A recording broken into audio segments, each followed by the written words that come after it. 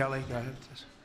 You are outlining something that is really quite striking tonight. You are talking about, thank you, Mr. President, Mr. Prime Minister. You are talking tonight about the United States taking over a sovereign territory.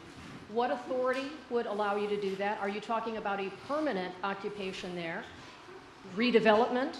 And Mr. Prime Minister, do you see this idea as a way to expand the boundaries of Israel and to have a longer peace, even though the Israeli people know how important that land is to you and your citizens, just as the space is inherited by the Palestinians as well?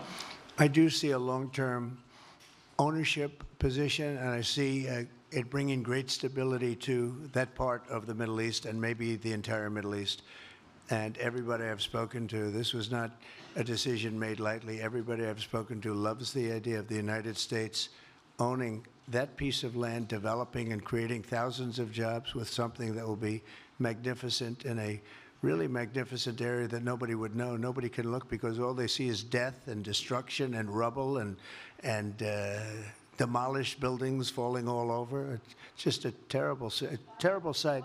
I've studied it. I've studied this very closely over a lot of months, and I've seen it from every different angle, and it's a very, very dangerous place to be, and it's only going to get worse. And I think this is an idea that's gotten tremendous, and I'm talking about from the highest level of leadership, gotten tremendous praise. And if the United States can help to bring stability and peace in the Middle East, we'll do that. Bibi? I mentioned again tonight our 3 goals, and the third goal is to make sure that Gaza never poses a threat to Israel again. President Trump is taking it to a much higher level.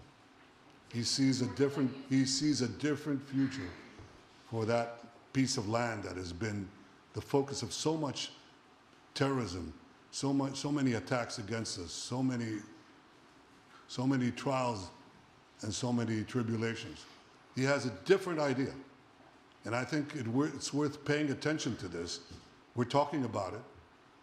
He's exploring it with his people, with his staff. I think it's something that could change history. And it's worthwhile really pursuing this avenue. Yeah, please.